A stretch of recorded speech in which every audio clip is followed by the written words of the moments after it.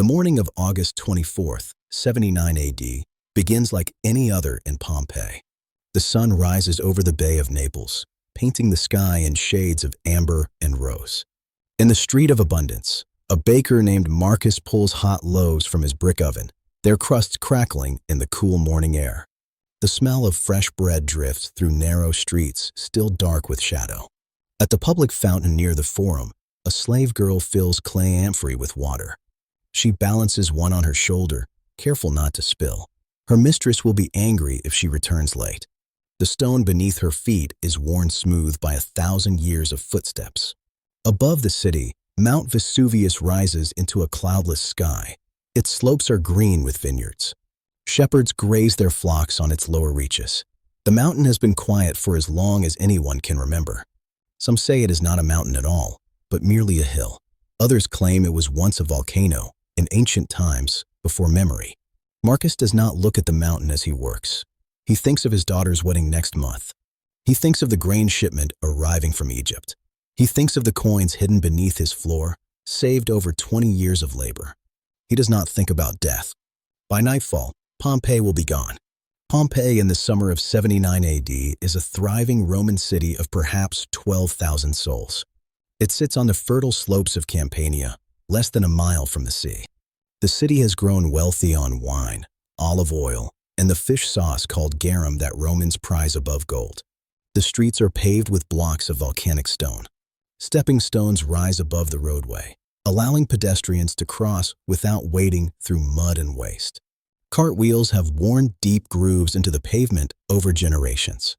The city smells of bread and wine, of incense from the temples of the sea. Pompeii is old. Oscans built the first settlement here centuries before Rome existed. Greeks came after, then Samnites, then Romans. The city has survived wars and sieges. 17 years ago, an earthquake damaged many buildings. Some have been repaired. Others still stand in ruins, their walls cracked and leaning. The Forum is the heart of civic life. Here stand temples to Jupiter, Apollo, and the divine Emperor Vespasian. The basilica handles legal affairs. The Macellum, the great market hall, sells meat and fish and vegetables brought from surrounding farms. Statues of local magistrates line the square, their stone faces watching the crowds. Most residents are neither wealthy nor poor. They are shopkeepers and artisans, fullers and dyers, bakers and innkeepers. They rent small apartments above their workshops or live in modest houses with gardens open to the sky. The truly wealthy own grand villas with painted walls and marble fountains. The poorest sleep in back rooms and work for daily wages. The city does not know it is living its final day. By the third hour after sunrise, the Forum fills with morning business. Marcus leaves his bakery in the hands of his apprentice and walks through streets already growing hot. He passes a wine shop where amphorae lean against the wall. He passes a fullery where workers tread cloth in vats of urine and water. The smell makes him turn his face away. At the Forum, he finds the cloth merchant Lucius examining bolts of Egyptian linen. They discuss the price of wheat. The harvest has been poor this year. Bread will cost more by winter. Lucius complains about taxes. Marcus listens without comment. One does not criticize the emperor's tax collectors where others might hear. A magistrate crosses the square, attended by slaves carrying wax tablets. Two lawyers argue beneath the portico of the basilica, their voices rising in practiced outrage. A priest climbs the steps of the temple of Jupiter, white robes bright against the darkness of the doorway. Near the public latrine, a group of men discusses last night's gladiatorial games. A Thracian fighter killed 2 opponents before falling to Aridiarius with his net and trident. Money changed hands. Some won, most lost. Marcus sees his neighbor, the fuller Stephanus, speaking with a customer. Stephanus owes him money. Marcus considers approaching but decides against it. Better to wait. Men grow defensive when confronted in public. A small tremor runs through the ground. The conversation pauses. Men look at each other. Then someone laughs, and the moment passes. There have been tremors for days. Small ones. Nothing like the great earthquake 17 years ago. Just the earth settling, as it sometimes does. The business of the city continues. The sun climbs to its zenith. Heat settles over Pompeii like a weight. In the street of abundance, shutters close against the glare. Dogs seek shade beneath carts. Even the flies seem sluggish in the still air. Marcus returns to his bakery. His apprentice, a boy named Felix, has let the fire burn too hot. 3 loaves are charred black. Marcus does not strike him, though Felix expects it. The boy is learning. Everyone burns bread when they are learning. They work in silence, kneading dough, shaping loaves, feeding the oven. The heat is brutal. Sweat runs down Marcus's back, soaking his tunic. His hands are white with flour. He has worked this same rhythm for 20 years. Knead, shape, bake. Day after day, year after year.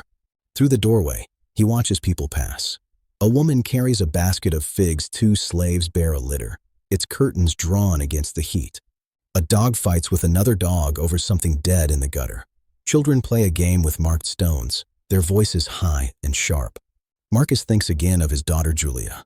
She is 16, of marriageable age. The match he has arranged is good. The boy's father owns a farm near Nicaea. Good land, good family. The dowry has been agreed upon. Julia has not complained, though she barely knows the boy. That is the way of things. He wonders if she will be happy. Another tremor shivers through the earth. Dust falls from the rafters. Felix looks up, worried. Marcus tells him to keep working. The ovens cannot be left unattended. Bread does not bake itself. Outside, a dog begins to howl. In the afternoon, Marcus closes his shop and walks to the Stabian baths. This is his custom 3 times each week.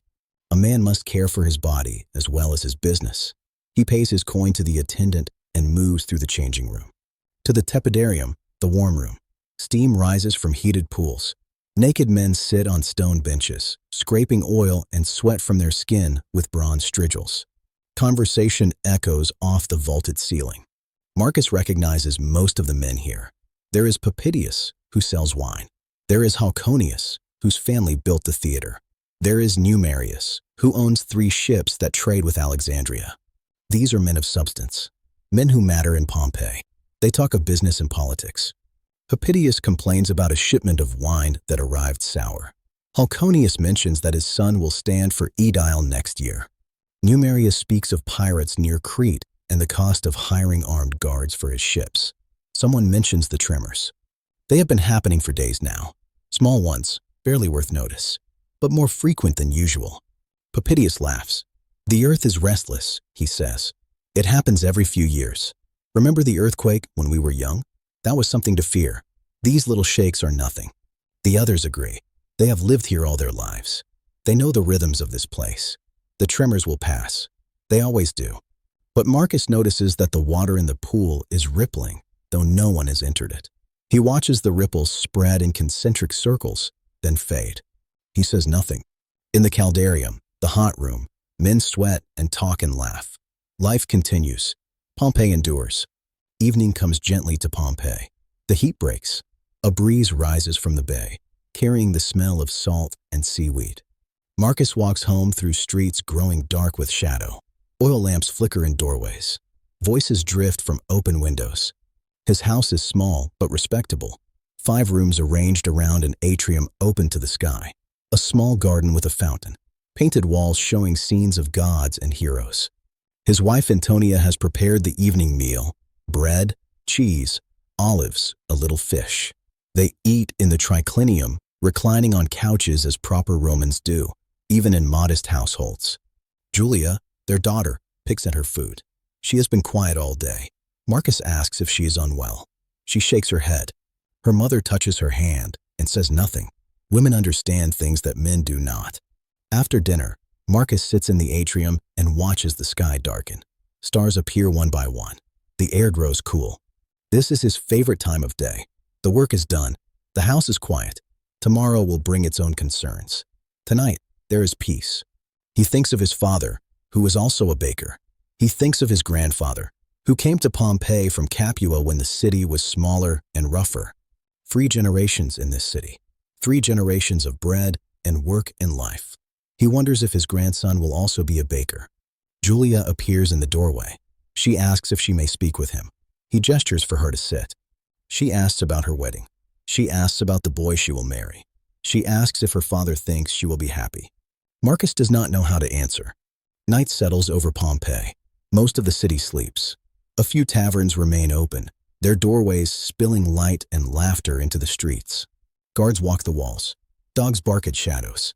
Marcus lies awake in his bed. Antonia sleeps beside him, her breathing slow and steady. Through the opening in the roof, he can see stars. He cannot say what keeps him wakeful.